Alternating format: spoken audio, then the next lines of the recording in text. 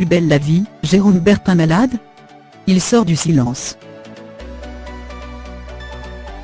Face à l'inquiétude de ses fans, l'acteur a pris la parole sur Facebook.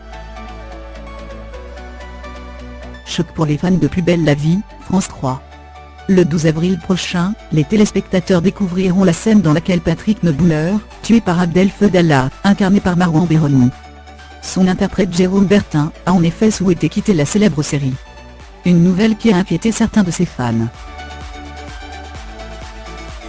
Nombreux sont ceux qui ont supposé que les soucis de santé de l'acteur de 52 ans étaient de nouveau d'actualité. Le principal intéressé a donc souhaité s'exprimer pour la première fois depuis la terrible annonce, par le biais de son compte Facebook. Merci pour vos innombrables messages qui me vont droit au cœur. Certains s'inquiètent pour moi.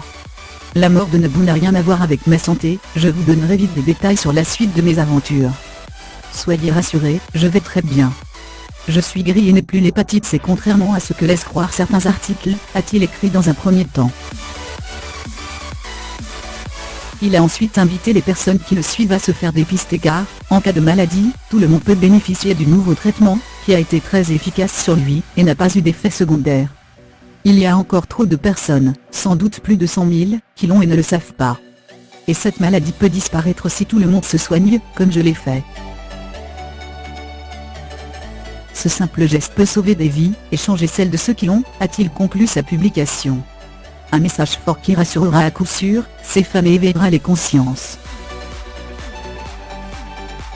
En 2016, Jérôme Bertin révélait au cours d'une interview pour nos confrères de Télé 7 jours, qu'il était atteint de l'hépatite C. C'est à l'âge de 13 ans, en 1976, qu'il a été contaminé lors d'une transfusion sanguine effectuée dans le cadre d'une opération du cœur. Toutefois, s'il se savait malade, celui qui est aujourd'hui heureux en couple avec Maria, ne connaissait pas encore le nom du mal, dont il souffrait car la maladie n'était pas encore identifiée à cette époque.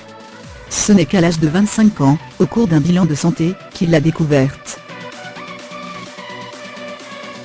C'est un virus qui attaque le foie. Du coup, il fait moins son boulot de purification du sang. Ça génère également une fatigue supplémentaire, ainsi qu'une irritabilité et des idées noires. Je n'étais pas bien dans mes baskets à l'adolescence, et j'ai fait un séjour en hôpital psychiatrique, expliquait-il. Et de préciser qu'au moment de son diagnostic, aucun traitement n'existait. Ce n'est qu'au début des années 2000, qu'il a pu bénéficier d'un premier traitement expérimental qui avait un taux de réussite de 50%.